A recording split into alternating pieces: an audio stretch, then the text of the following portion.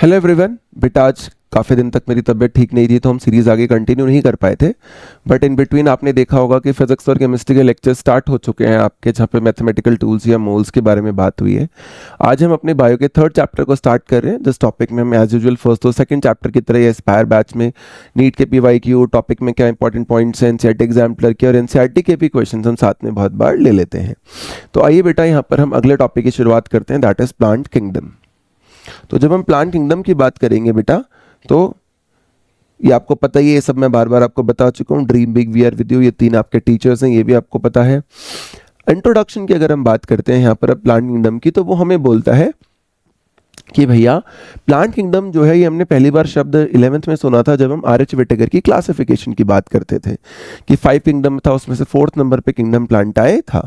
तो वो वही बात आपको कहता है, previous chapter covered the 5 kingdom classification, this chapter deals with classification within kingdom plantae. इसी को NCERT में लिखते हैं कि किंगडम प्लांटाई को ही हम पॉपुलरली क्या बोल देते हैं बेटा, इसके लिए एक और शब्द का हम इस्तेमाल कर लेते हैं जनरल भाषा में, जनरल बातचीत में, popularly called as plant kingdom. Popularly called as, हमारी कोशिश रहती है बेटा मेरी तो कि कोई भी NCERT का टर्म जो है वो आप मिस ना करें। NCERT का एक एक शब्द आपको यहाँ पर क्लियर होना चाहिए। इसके अलावा क्या क्या पढ़ा था हमने RH विटेकर में, तो आपको पता होगा बेटा कि RH विटेकर क्लासिफिकेशन में इसके अलावा हमने किंगडम मोनेरा की बात की थी, इसके अलावा हमने बेटा किंगडम प्रोटेस्टा की बात की थी, इसके अलावा बेटा हमने किंगडम फंजाई की बात की थी, है ना, और एनिमिलियाई और प्लांटाई की बात तो हुई ही थी, ये हमें पता है। हमें ये भी यहाँ पर फिर NCERT लिखते हैं कि हमें ये बात स्ट्रेस करनी होगी कि विद टाइम हमारी जो अंडरस्टैंडिंग है प्लांट किंगडम को लेकर वो बढ़ रही है ना। जैसे हमने सेकेंड चैप्टर में भी पढ़ा था कि पहले हम फंगाई को, बैक्टीरिया को और प्लांट को एक ही ग्रुप में रखते थे, बट आज हम ऐसा नहीं करते है। तो देखो वो बात उसने यहाँ लिखी हुई है, fungi and members of Monera and Protista having cell walls have been excluded from Plantae, क्योंकि मोनेरा के लिए अलग ग्रुप बन चुका है, प्रोटेस्टा के लिए टेक्निकली हमारे पास बेटा एक सेपरेट ग्रुप बन चुका है। हाल इसका मतलब क्या है, जो इसने यहाँ पर लिखा है हैव बीन एक्सक्लूडेड, यानी कभी एक ग्रुप में भी ये सारी चीजें बेटा प्रेजेंट हुआ करती थी।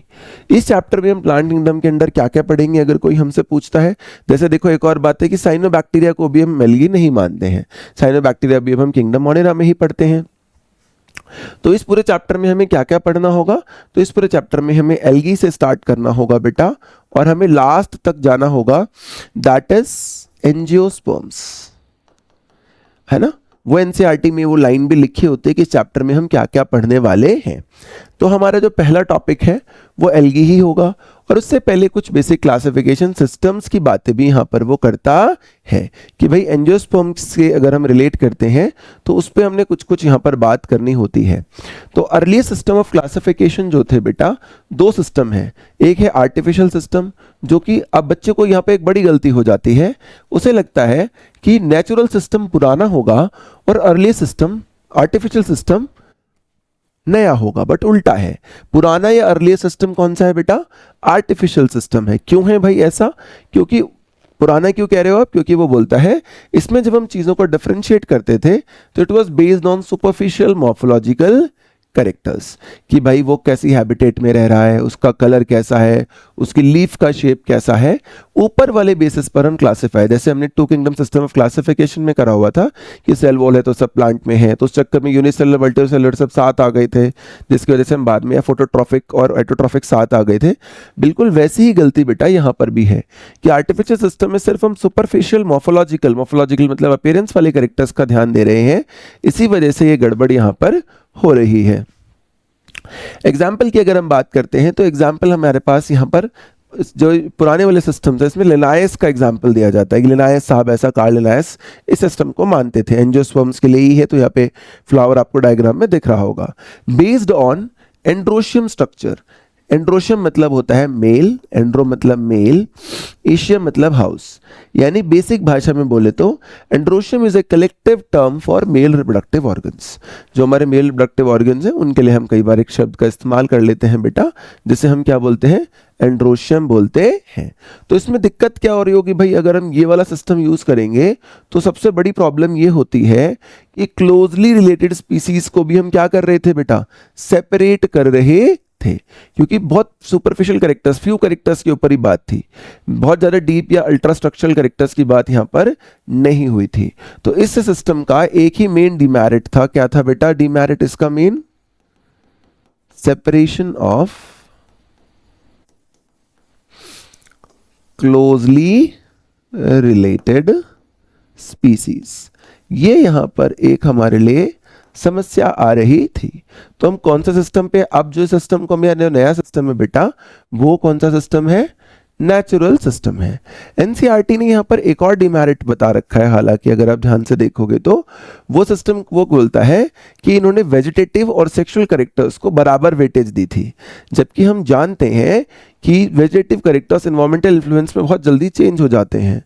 तो एक चेंजेबल और एक कांस्टेंट चीज को किसी को क्लासिफाई करने के लिए दोनों चीजों को बराबर वेटेज देना भी सही बात नहीं होती है। तो एक डिमेरिट तो बेटा इसका यही हो गया, separation of close related species based on few characters, based on few characters, right. दूसरा डिमेरिट कोई आपसे पूछेगा तो मैंने आपको बता दिया है, वो एनसीईआरटी में लिखा हुआ है, मैं दूसरा यहां मेंशन कर देता हूं, equal weightage to sexual and vegetative characters, जो कि इनको शायद बेटा नहीं देनी चाहिए थी, इक्वल वेटेज नहीं देनी चाहिए थी। नेचुरल सिस्टम ऑफ क्लासिफिकेशन जो है, देखो उसमें क्या कह रहा है, एक्सटर्नल यानी मॉर्फोलॉजिकल और इंटरनल फीचर्स दोनों का हम ध्यान देंगे। उसमें anatomy, embryology, phytochemistry, ultra structure का मतलब ये होता है डिटेल्ड स्ट्रक्चर, हम सारी बातें देखते हैं। नेचुरल एफिनिटीज एक शब्द एनसीईआरटी में लिखा जाता है जिसका मतलब होता है नेचुरल लाइकिंग, इन सब बातों का हम यहाँ पे ध्यान देते हैं। ये वाला सिस्टम जैसे लिनायस से रिलेट था बेटा, ये वाले सिस्टम देने वाले लोग कौन थे? तो यहाँ पर एनसीईआरटी में इसका पूरा नाम भी लिखा होता है, जॉर्ज बेंथम। जॉर्ज शब्द हमने, या डेल्टन हुकर, ये शब्द हमने वैसे भी बहुत बार सुना हुआ होता है।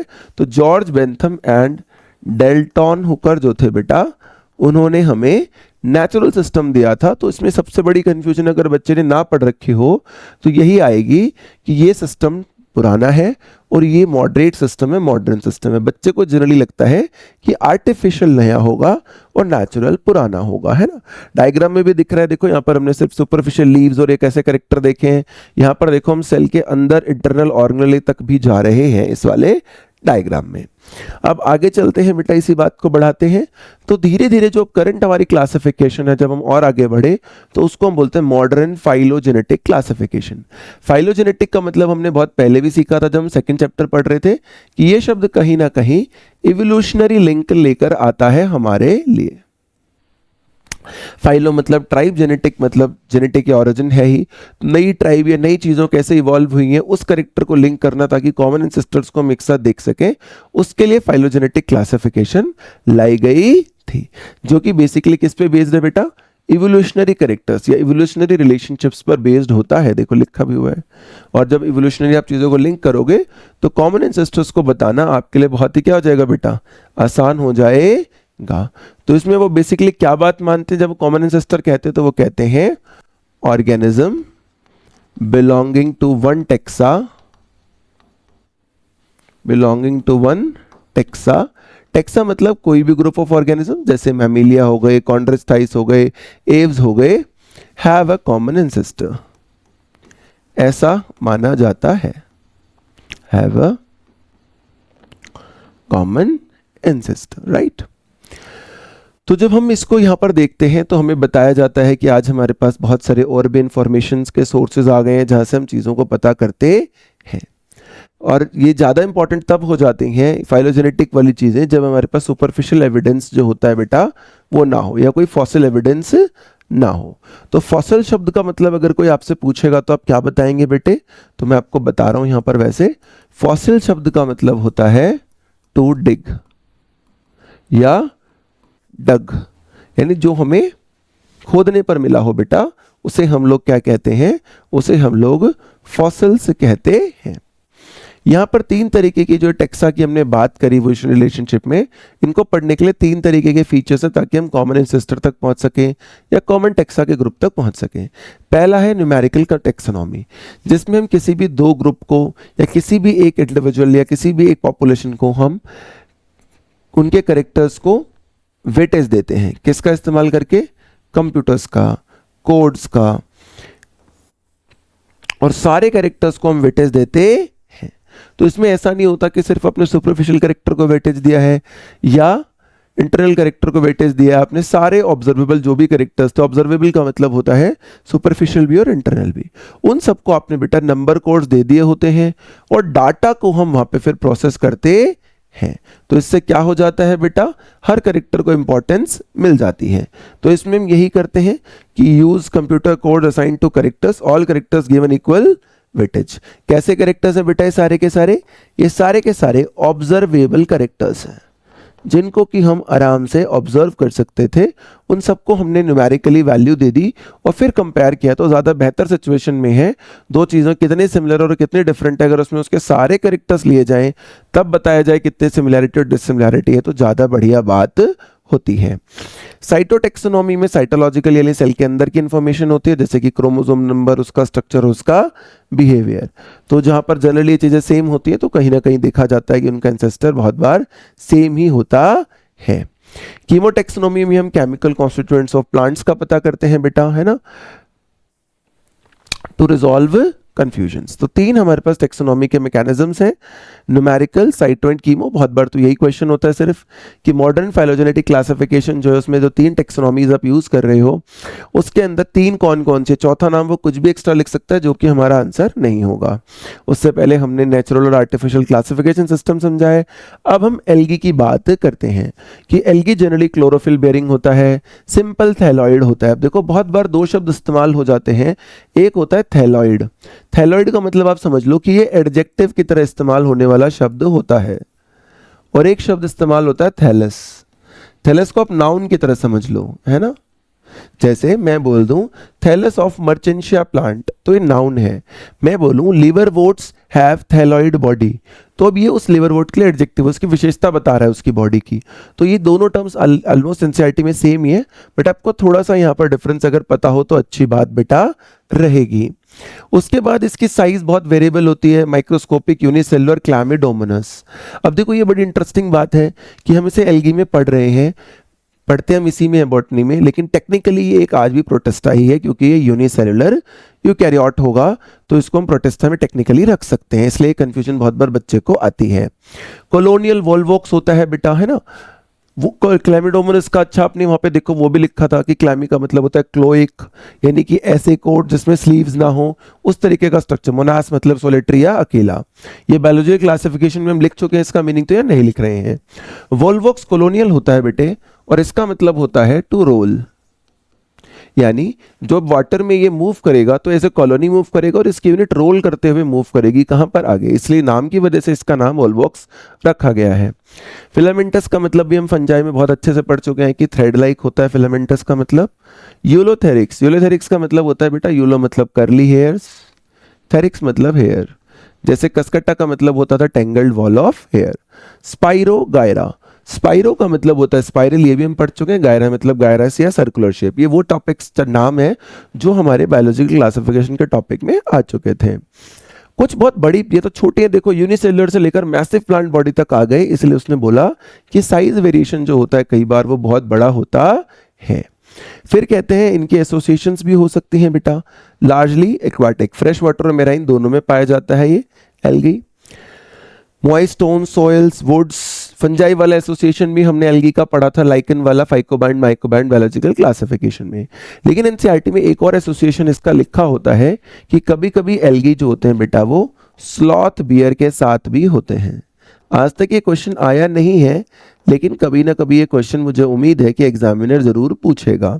यहाँ आपको देखो एल्गी दिख ही रही होंगी डायग्राम में, ये भी देखो यहाँ पर आपको फिलामेंटस स्ट्रक्चर्स भी दिख रहे होंगे, सिंगल भी दिख रहे होंगे, फ्लैजिला भी दिख रहे होंगे, एक साथ ग्रुप में भी दिख रहे होंगे। ये देखो ये भी दिख रहा होगा। तो एल्गी जो होता है, जब उसका मीनिंग अगर कोई हमसे पूछ ले तो हम क्या बताएंगे बेटा, सी वीड। एल्गी का मीनिंग क्या होता है बेटा, सी वीड। तो हर चीज का जब हमें मतलब पता होता है तो हमें याद तो नहीं करना है एग्जाम के लिए, लेकिन हमारे लिए चीज थोड़ी सी आसान हो जाती है, चीज को आंसर करना थोड़ा सा आसान हो जाता है। तो ये वाला आपको आई थिंक क्लियर होगा। क्लोरोफिल वो पिगमेंट है जो क्लोरोप्लास्ट में होता है। उसके बाद देखो बेटा एल्गी की रिप्रोडक्शन। वेजिटेटिव होती है, एसेक्सुअल होती है। बहुत बच्चे तो यही कंफ्यूज रहते हैं कि भैया वेजिटेटिव और एसेक्सुअल अलग अलग क्यों है। तो सिंपल सी बात ध्यान रखनी है, वैसे तो एक जैसी ही बातें हैं। बेसिकली वेजिटेटिव एक सब कैटेगरी है किसकी, एसेक्सुअल की, जहां पर आपने कोई पर्टिकुलर प्लांट, कोई पर्टिकुलर स्ट्रक्चर इस्तेमाल ही नहीं किया रिप्रोडक्शन का, आपने रूट स्टेम लीफ कहीं से भी कर ली, राइट।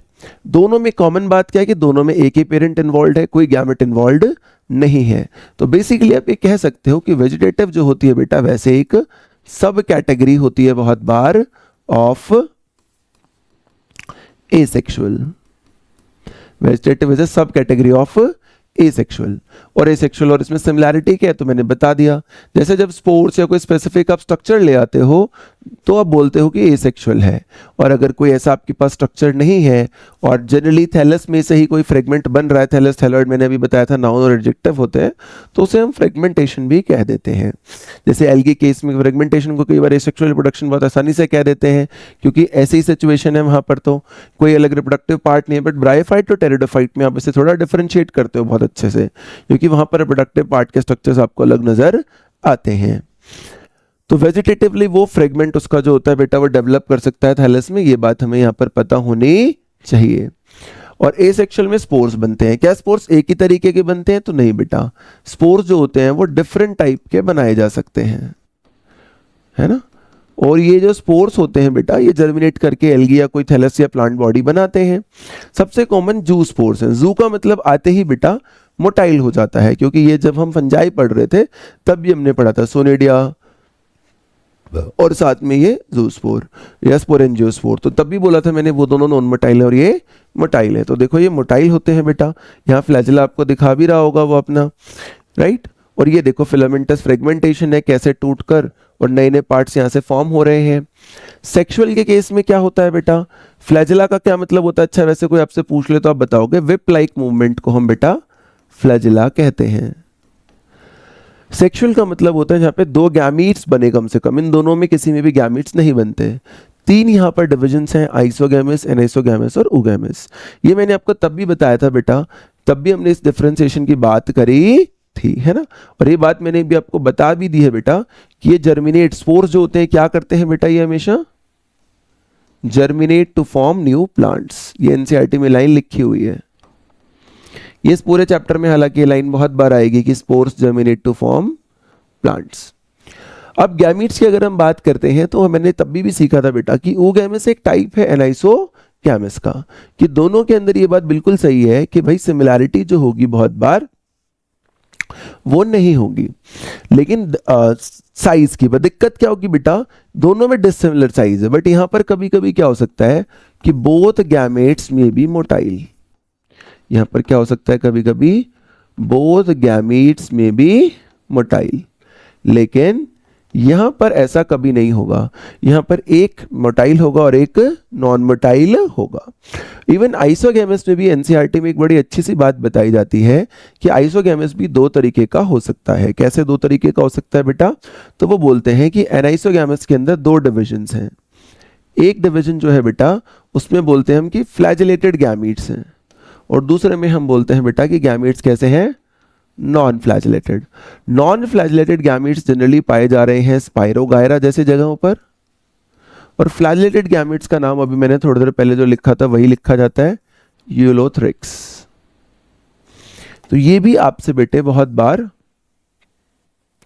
उम्मीद करी जाती है कि आपको पता हो। इंटरेस्टिंग नीट यूजी के अकॉर्डिंग ये क्वेश्चन है, हालांकि आज तक ये क्वेश्चन नहीं आया है, बट इसका मतलब ये नहीं है कि ये क्वेश्चन कभी भी नहीं आएगा। ये एक इंटरेस्टिंग क्वेश्चन है, जैसे मैंने अभी 2 मिनट पहले आपको बताया था कि स्लॉथ बियर वाला क्वेश्चन भी बहुत ही इंटरेस्टिंग है, आपसे पूछा जा सकता है। तो ये हमें यहाँ पर पता चल गया। ओगैमस और एनाइसोगैमस का डिफरेंस भी बेटा हमें यहाँ पर पता चल गया। एनाइसोगैमस का एग्जाम्पल जब एनसीईआरटी में लिखा जाता है बेटा तो वहां पर देखो इन दोनों के एग्जाम्पल तो हो ही गए। एनाइसोगैमस का एग्जाम्पल एनसीईआरटी में लिखा जाता है यूडोरिना। यूड्रिना जो होता है बेटा, छड्रिना लिख दिया, डोरिना ही तो बोल रहा था मैं यार, सॉरी। यूडोरिना को बेटा हम लोग क्या बोलते हैं, इसको हम बोलते हैं गॉड्स गिफ्ट, क्योंकि इसमें अबंडेंट नंबर होते हैं सेल कॉलोनी में, अबंडेंट नंबर होते हैं, इसलिए हम इसे क्या बोलते हैं बेटा, गॉड गिफ्ट बोलते हैं। oogamous का एग्जाम्पल क्या है अगर कोई आपसे पूछेगा तो वहां पर वो बोलता है फ्यूकस, वहां पर वो आपको बोलता है बेटा फ्यूकस या वॉल्वॉक्स जैसे ग्रुप हो सकते हैं। फ्यूकस एक अभी आप थोड़ी देर में आप पढ़ोगे कि ब्राउन एल्गी में एक आता है, ये कभी कभी बेटा हैंग आउट हो जाता है थोड़ा सा, तो 1 मिनट का वेट कर लेते हैं। तो यहाँ पर बेटा वॉल्वॉक्स या फ्यूकस दो नाम आपको बहुत ही आसानी से दिखेंगे कि ये oogamous हैं,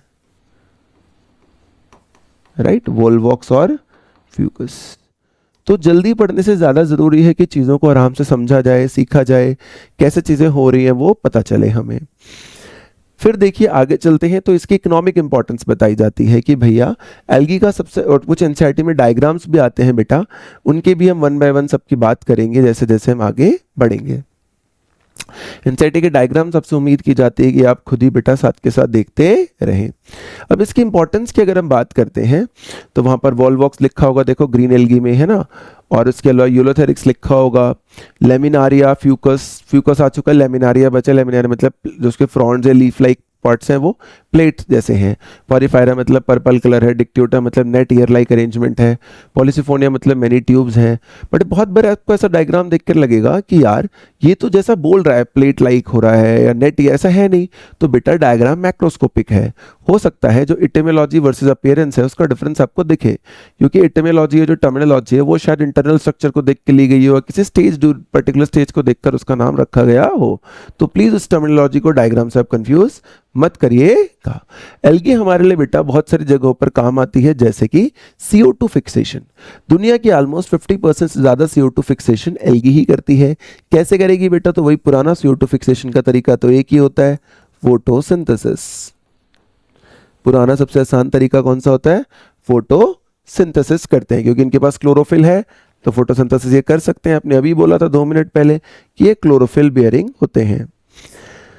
फिर भाई इंक्रीज डिजॉल्व्ड ऑक्सीजन, कहां पर बेटा, in surrounding environment. Obviously photosynthesis करेंगे तो आसपास सराउंडिंग एनवायरनमेंट में जो बेटा ऑक्सीजन का लेवल है वो भी कंपैरेटिवली बढ़ेगा ही बढ़ेगा, इसमें भी हमें कोई 1% भी डाउट होना नहीं चाहिए, राइट।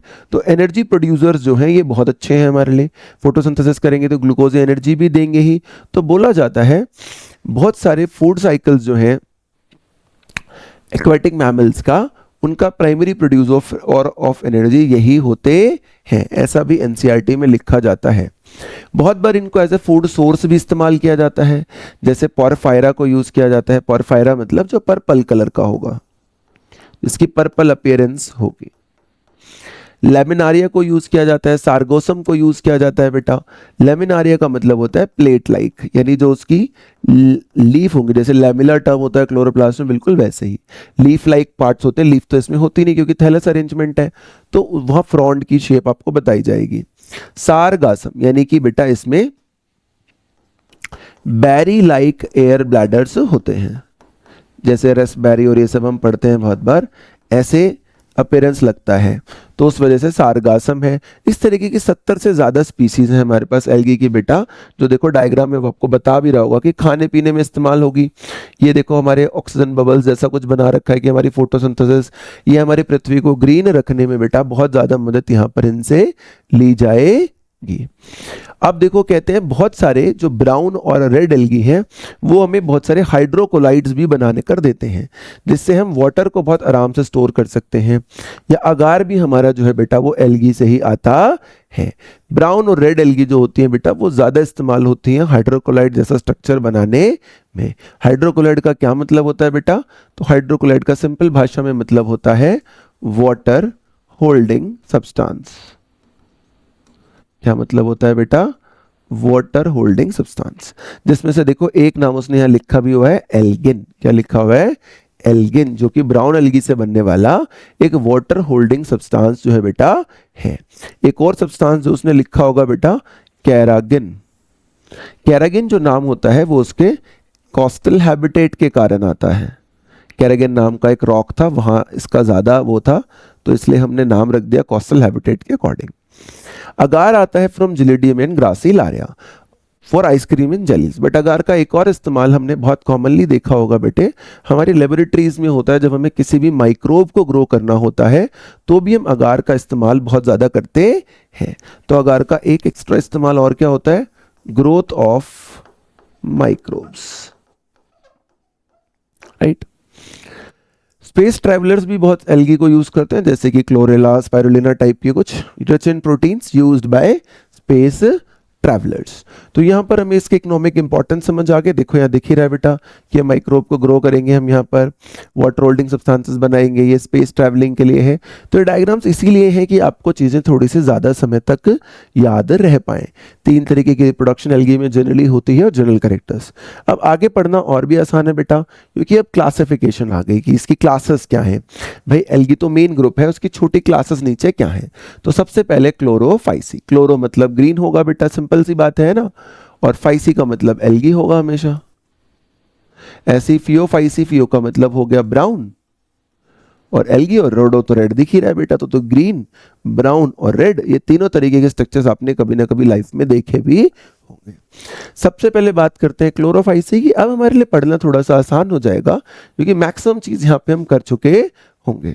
तो इसका ग्रीन कलर क्यों है भाई, तो वो सिंपल बता देगा कि इसके अंदर पिगमेंट्स कौन से बेटा, क्लोरोफिल ए और बी के जो है बेटा वो डोमिनेंस है। ऐसा नहीं कि सिर्फ यही है, ऑलवेज नहीं लिखा उसने, इनका डोमिनेंस होता है।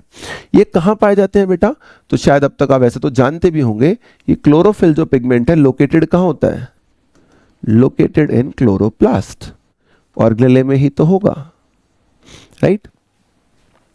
यूनिसेलुलर हो सकते हैं, कॉलोनियल हो सकते हैं, और फिलामेंटेस या thread like, filamentous, colonial and unicellular. ये डायग्राम भी हमने थोड़ी देर पहले भी देखा था। ये क्लोरोफिल का मॉलिक्यूलर स्ट्रक्चर है। ग्रीन कलर देखो, जैसे हम पेंट वगैरह घर पे कराते हैं तो हमें दिखाते हैं ना ऐसे कि कैसा कलर है, वैसा यहाँ पर दिखाया गया है। क्लोरोप्लास्ट की शेप्स जो है बेटा वो अलग अलग हो सकती हैं। वो डिस्क शेप भी हो सकता है, प्लेट लाइक, प्लेट हो गया जैसे बेटा देखो, है ना, अच्छा प्लेट कलर जगह टिक कर दिया यार, सॉरी। वो देखो राउंड भी हो सकता है पूरा, वैसा डिस्क जैसा भी हो सकता है, वो प्लेट जैसा भी हो सकता है, वो रेटिकुलेट यानी कि नेट लाइक अरेंजमेंट भी हो सकती है। रेटिकुलेट का मतलब क्या होता है बेटा, नेट लाइक, वैसे अरेंजमेंट भी हो सकती है। कप शेप भी हो सकता है, देखो स्पाइरल और रिबन शेप भी हो सकता है। तो बहुत सारी शेप्स जो है बेटा यहाँ पर पाई जा सकती है जब हम क्लोरोप्लास्ट के स्ट्रक्चर की बात करते हैं। रिबन का मतलब क्या होता है, लॉन्ग नैरो स्ट्रिप होती है, जिससे हम कई बार रिबन काटना भी कहते हैं जब हमें कोई भी नया प्रोग्राम कहीं पर भी शुरू करना होता है। बहुत बार बेटा एल्गी के स्ट्रक्चर में क्लोरोप्लास्ट के अंदर एक ऐसा स्ट्रक्चर दिखता है जिसमें प्रोटीन प्लस स्टार्च दोनों हैं, उसको हम क्या बोलते हैं, पायरेनॉइड्स। पायरेनॉइड्स का मतलब होता है small not like structure, small not like structure inside chloroplast. तो ये भी कहा जाता है, बहुत बार पाया जाता है। इसकी सेल वॉल को अगर हम देखेंगे क्लोरोफाइसी में, तो बेटा इनर सेलुलोज होगी और आउटर पैक्टोज होगी। बट अगर आप एनसीईआरटी को ध्यान से यहाँ पे पढ़ोगे बेटा, तो एक और शब्द उसने यहाँ पर हमें दे रखा होता है बहुत बार कि एल्गी में store food in the form of oil droplets. ऐसा क्यों, क्योंकि ऑयल ड्रॉपलेट्स के फॉर्म में जब हम फूड को स्टोर करते हैं तो हम कम स्पेस में ज़्यादा एनर्जी को स्टोर कर सकते हैं। वो बेटर मैनेजमेंट एफिशिएंट वे है टू स्टोर एनर्जी, इसीलिए ऐसा वहाँ पर लिखा जाता है। तो ये आपको यहाँ पे पता होना चाहिए बेटा। फिर बेटे एग्जाम्पल्स क्या है, तो वोल्वॉक्स हमने थोड़ी देर पहले भी बोला जब मैं आपको बता रहा था।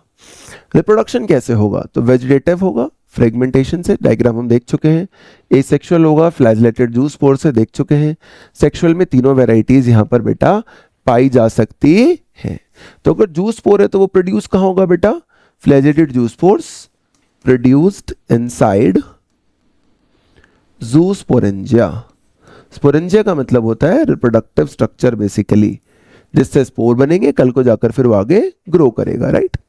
तो देखो फ्लैजिला फॉर मूवमेंट है वोल्वॉक्स के पास, क्लोरोप्लास्ट है, न्यूक्लियस है, कॉलोनियल स्ट्रक्चर होता है, एक साथ रहता है, इसका ज्यादा स्ट्रक्चर। ये सारे के सारे ग्रीन के एग्जाम्पल है। चारा एक लोकल नेम है एडिबल पार्ट ऑफ प्लांट के लिए, खा ही लेते हैं लोग बहुत बार। ग्रीन टी से हमारे यहाँ उसको चारा लोकल नेम में कहा जाता है। बाकी सबकी लैटिन मीनिंग बेटा मैंने आपको जब हम पिछली वाली बात कर रहे थे तो धीरे धीरे बता ही दिया था। सेक्स सेल्स बनाने के तरीके सबके अपने अपने हो सकते हैं, कभी आइसोगैमस कभी एनाइसोगैमस ओगैमस। इसलिए एनसीईआरटी में उसने लिखा हुआ है कि there can be a variation कि कौन कैसे सेक्स सेल्स बनाएगा, टाइप सिमिलर होंगे एसिमिलर होंगे और उनकी फॉर्मेशन में डिफरेंस हो सकता है। फिर अगर हम बात करते हैं फियोफाइसी की, दैट इज ब्राउन एल्गी, तो प्राइमरीली बेटा फियोफाइसी कहाँ पाया जाता है, मेराइन हैबिटेट्स में। इसमें भी साइज में काफी सारा वेरिएशन देखा जाता है। ये भी कैसे हो सकते हैं, simple branched from, simple branch लिखा हुआ है एनसीईआरटी में इसके आगे, सिंपल ब्रांच से लेकर filamentous Ectocarpus to massive kelps. अब अगर मैं एक्टोकार्पस को पकड़ूं बेटा, इसका क्या मतलब हो गया, तो देखो एक्टो का मतलब होता है एक्सटर्नल, एक्टो का मतलब क्या होता है बेटा, एक्सटर्नल। कार्पस का मतलब होता है फ्रूट। तो जो इसका रिप्रोडक्टिव पार्ट है, जो स्पोर फॉर्मिंग पार्ट है, वो बाहर की तरफ होगा, इसलिए आप एक्टोकार्पस नाम उसे यहां पर दे रहे होंगे। और जो कैल्प्स होते हैं, जैसे सिंपल ब्रांच्ड है बेटा, ऐसे जो हमारे कैल्प्स होते हैं मैसिव ब्रांचिंग या प्रोफ्यूज ब्रांचिंग होती है। किनके अंदर, कैल्प्स के अंदर बहुत ज्यादा ब्रांचिंग पाई जाती है। पिगमेंटेशन में देखते हैं बेटा, तो ब्राउन कलर है, तो देखो क्लोरोफिल ए और बी तो नहीं है, यहां पर क्लोरोफिल ए और सी है। कैरोटेनॉइड का मतलब होता है कैरेट या ऑरेंज लाइक अपीयरेंस होगी बेटा यहां पे। उसके बाद जेंथोफिल अगर हम देखते हैं तो जेंथो का मतलब होता है येलो और फिल का मतलब होता है लीफ। तो थोड़ी येलोइश स्ट्रक्चर देखो आपको, इसमें भी हम डायग्राम में देख भी रहे, थोड़ा येलो येलो सा लगता भी है। Colour varies from olive green to brown, ऐसा इसमें बेटा कलर का वेरिएशन भी अच्छा खासा देखा जा सा है कि जेंथोफिल कितना है, फ्यूकोजेंथिन कितना है, उसके बेस पर बेटा इसकी कलर वेरिएशन बहुत ही कॉमन है, जो बहुत बार पाई गई है। जब इसमें फूड की बात करते हैं बेटा, तो फूड स्टोर किस फॉर्म में होता है, कॉम्प्लेक्स कार्बोहाइड्रेट्स की फॉर्म में होता है, जैसे कि मैनिटोल, लेमिनारिन। तो लेमिनारिन शब्द कहां से आ गया, लेमिनारिया से आ गया, प्लेट लाइक जो हमने थोड़ी देर पहले पढ़ा था। और मैनिटोल कहां से आ गया, तो मैनिटोल बेटा एक कॉम्प्लेक्स शुगर अल्कोहल है, कॉम्प्लेक्स अल्कोहल शुगर है मैनिटोल, जो मेनोज से डराइव हुआ है। कहां से हुआ है, from mannose, derived from mannose. Mannose क्या है बेटा, आइसोमर होता है ग्लूकोज का एक तरीके से। तो ग्लूकोज तो 6 कार्बन का शुगर है, हम जानते ही हैं। तो ये बात भी यहां पर हमें आराम से बेटा पता होनी चाहिए कि ऐसे शब्द क्यों लिखे गए हैं। फिर जब एल्गी के अंदर हम उसके वेजिटेटिव सेल्स को देखते हैं बेटा, तो उसके वेजिटेटिव सेल्स जो होते हैं, अच्छा देखो डायग्राम देखो, पहले बात करते हैं फिर कि इसमें ब्लेड है, स्टाइप यानी कि स्टॉक है, निमेटोसिस जैसे एयर ब्लैडर मैंने सार्गासम में बताया था आपको, वैसी बात कर रहा है। होल्ड फास्ट मतलब फिक्स्ड टू सबस्ट्रेट होगा, जैसे कि बेटा राइजोइड होता है। फिर एल्जिनेट्स लिखा हुआ है, यानी कहीं ना कहीं सेल्स के बाहर कुछ कवरिंग होती होगी, तो वही बोलता है वो कि cellulosic cell wall covered by gelatinous algin. अभी देखो आएगी ये बात है ना, फ्यूकोजेंथिन ब्राउन पिगमेंट है, इसके और जेंथोफिल के अकॉर्डिंग ही पता चलता है कि कलर ऑलिव ग्रीन से ब्राउन तक कहाँ आएगा, है ना, देखो लिखा था ना अभी हमने, ऑलिव ग्रीन से ब्राउन तक कहाँ आएगा। तो सेलुलोजिक वॉल जो होती है वो कवर्ड होती है किससे बेटा, बाय कोटिंग ऑफ एल्जिन, जो आपने थोड़ी देर पहले भी कहा था कि एक हाइड्रोकोलाइड या वाटर होल्डिंग सब्सटेंस फॉर्म होता है मेराइन ब्राउन और रेड एल्गी से, बिल्कुल वही बात यहाँ पर वो कर रहा है। तो इसकी सेल वॉल ऐसे होती है। सेलुलोजिक वॉल किसकी बेटा, of vegetative cell, not reproductive cell, क्योंकि रिप्रोडक्शन की बात तो अभी हमने यहाँ पर करी ही नहीं है, ये वेजिटेटिव की बात हो रही है। प्रोटोप्लास्ट जो होता है बेटा, यहाँ पर प्रोटोप्लास्ट के अंदर यानी सेल वॉल के अलावा क्या क्या है, तो प्लास्टिड है, सेंट्रल वैक्यूल है, न्यूक्लियस है। ये सारे स्ट्रक्चर आपको सेल के प्रोटोप्लास्ट में बहुत आसानी से दिखेंगे। इस स्ट्रक्चर के अंदर इसके प्रोटोप्लास्ट और प्लास्टिड के अलावा ये भी आपको ऑर्गेनेल दिखेंगे। अटैचमेंट कैसे होती है, तो मैंने थोड़ी देर पहले बता दिया था आपको बेटा कि होल्ड फास्ट से होती है, स्टाइप होता है, होल्ड, अच्छा होल्ड फास्ट 2 बार लिख दिया गया है शायद, तो ये आप थोड़ा यहाँ पे रेज कर लीजिएगा, ये ठीक नहीं है लेबलिंग बेटा, है ना, ये वाली लेबलिंग ठीक नहीं है, इसको आप यहाँ से लेकर के यहाँ तक इसको कट कर लीजिएगा, इसको हम आने वाले कभी फाइल होगी तो चेंज भी कर देंगे। स्टॉक ठीक है अपनी जगह पे। फ्रॉन्ड जो है बेटा, ये जो ऊपर हमने बल्कि जो मार्किंग करी थी वो एक्चुअली में फ्रॉन्ड था बेटे, है ना, यहाँ पर हमें फ्रॉन्ड लिखना चाहिए था, जो ये वाली लेबलिंग थी ये फ्रॉन्ड थी, है ना, ये जो 1 मैं यहाँ पर अभी मार्क कर रहा हूँ आपके लिए बेटा, अच्छा शायद आपको दिख भी नहीं रहा होगा ये, रुको मैं कलर दूसरा कर देता हूँ बेटा, है ना। वो क्या बोल रहा है बेटा, सिर्फ वो बोल रहा है कि यहाँ पे होल्ड फास्ट नहीं होना चाहिए था, यहाँ पर मुझे क्या शब्द लिखना था बेटा, यहाँ पर मुझे फ्रॉन्ड लिखना था। दिस इज वो सब, ये 4 देखो गलती से कॉपी पेस्ट हो गया ना, ये नीचे वाला, यहाँ पर फ्रॉन्ड लिखना था, फ्रॉन्ड। फ्रॉन्ड का क्या काम होता है, लीफ लाइक फोटोसिंथेटिक ऑर्गन। क्या काम होता है फ्रॉन्ड का, लीफ लाइक फोटोसिंथेटिक ऑर्गन, वो देखो यहाँ पर लिखा हुआ है इसने।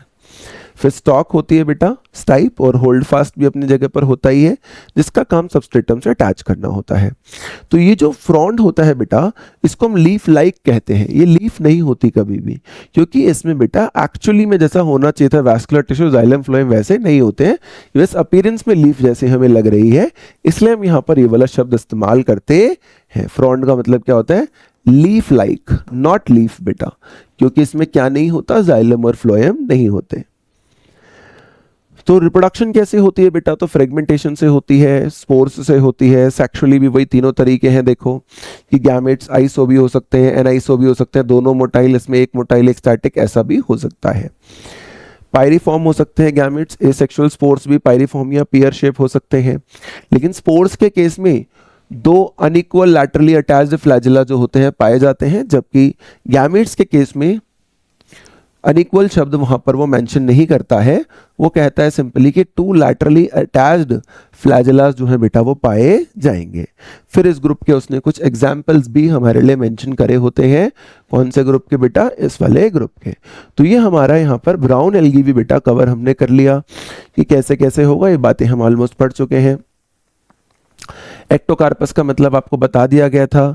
डिक्टियोटा का मतलब मैंने बताई था, नेट ईयर लाइक, और ये भी बताया था कि कई बार देखने में हमें ऐसा लगेगा स्ट्रक्चर को कि शायद ये जैसा मैं लैटिन मीनिंग बता रहा हूँ वैसा नहीं है, क्योंकि ज़रूरी नहीं है जिस वक्त मैंने फोटो लिया वैसे ही हो, हमारी भी तो शक्लें चेंज होती रहती हैं, तो उसका भी कई बार इंटरनल स्ट्रक्चर या कुछ कुछ आउटर भी चेंज होता रहता होगा।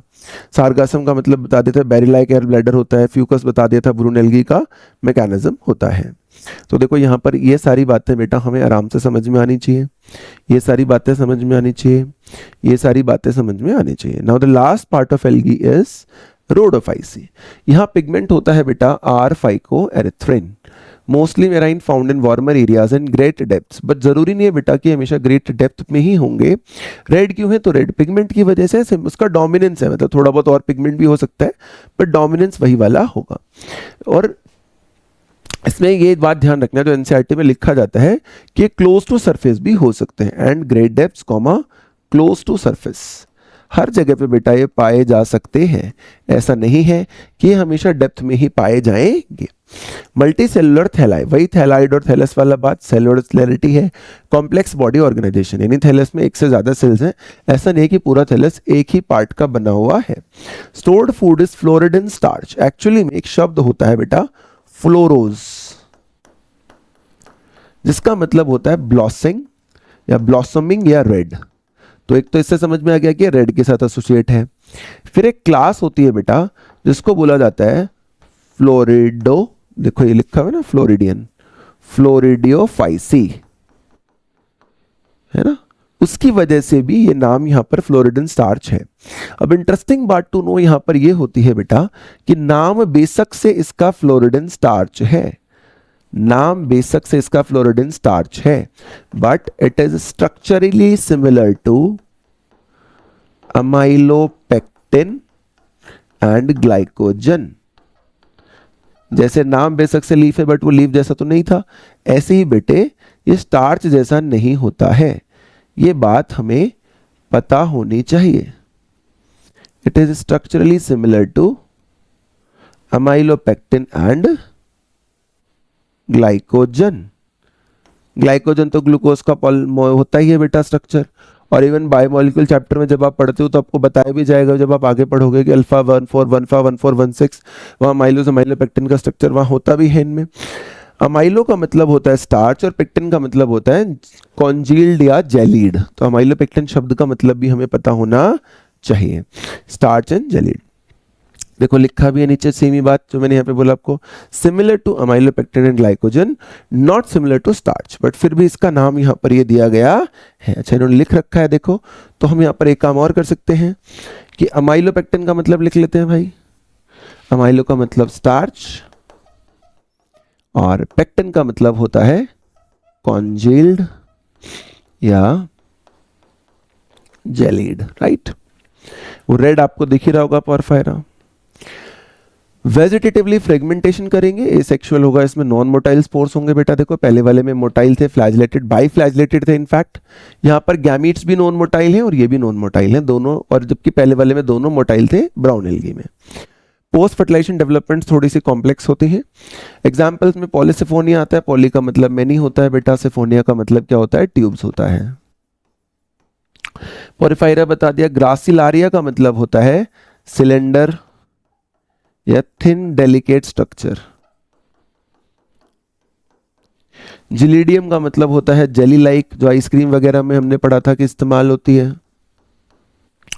कई बार एक और शब्द इस्तेमाल होता है मिड रिब, किसके इसमें, ब्राउन एल्गी में। तो मिड रिब कुछ नहीं है, centralised vein like thick region है, बट वो अनाटॉमिकली सिमिलर नहीं है बेटा मिड रिब से, है ना। सपोर्ट देगा वो सबसे लार्जेस्ट फ्रॉन्ट को या लीफ लाइक ऑर्गन को, बट वो वैसा नहीं होगा, ये आपको क्लैरिटी होनी चाहिए।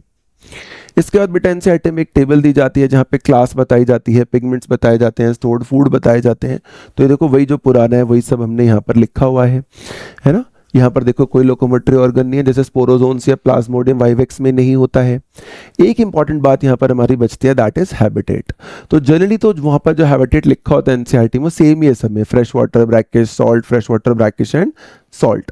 बस रेयर है, जैसे कि FAIC में लिखेंगे कि फ्रेश वाटर रेयर है, क्या लिखेंगे वो यहाँ पर कि रेयर है कौन, फ्रेश वाटर। इनके लिए अगर फ्रेश वाटर की सिचुएशन देखी जाएगी तो ये बहुत ही क्या होगी बेटा, रेयर होगी। और रेड एल्गी के लिए देखोगे तो लिखा जाएगा कि सॉल्ट वाटर जो है वो मोस्ट है।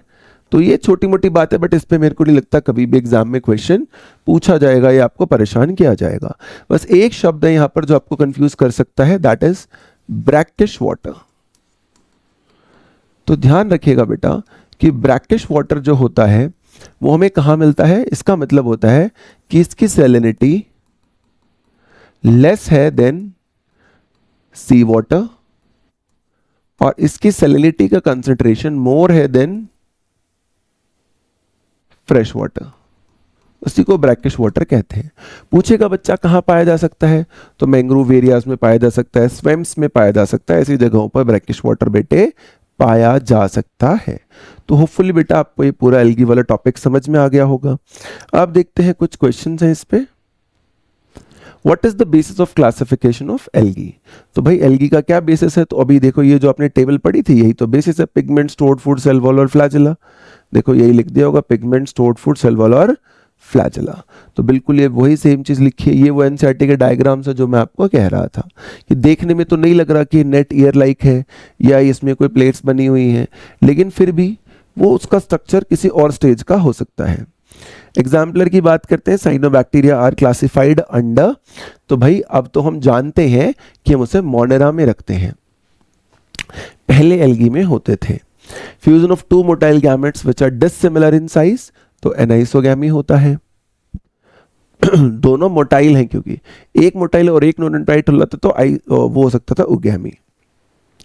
Hold fast, this consist the plant body in case of FAIC यानी कि ब्राउन एल्गी। फिर नीट PYQ देखते हैं। Read the following statements and choose the set of correct statements in the member of FAIC। Asexual reproduction occurs usually by biflagellate spores. अच्छा ठीक है। Sexual reproduction is by oogamous method only, ऐसा तो नहीं था बेटा, है ना। अभी हमने पढ़ाई था कि भैया ऐसा तो बिल्कुल भी नहीं है कि हम ये बोल दें कि उसमें सेक्सुअल रिप्रोडक्शन सिर्फ oogamous से होता है। तीनों मेथड्स वहां पर बताए गए थे। stored food in the form of carbohydrates which is either mannitol, ठीक है। Majority pigments are A, C and carotenoids and xanthophylls. Vegetative cells have a cellulosic wall usually covered by outside by this. तो A, C, D, E क्या ऐसा कोई option है हमारे पास? हाँ भाई है। B हटाते ही अपने आप ही आंसर आ जा रहा था। उसके बाद hydrochloride carrageen is obtained from. तो भाई हमने बोला था कि कैरागिन जो होता है वो हाइड्रोक्लोराइड कहाँ से ऑब्टेन होता है बेटा, तो आपको याद होगा जब हम थोड़ी देर पहले पढ़ रहे थे तो हमसे ये क्वेश्चन हमें सिखाया भी गया था बेटा कि रेड एल्गी होता है। क्या होता है बेटा? रेड एल्गी होता है। एल्गिन ब्राउन होता है और कैरागिन क्या होता है? रेड एल्गी होता है। तो यहां पर रेड एल्गी रोडोफाइसी है बेटा, है ना।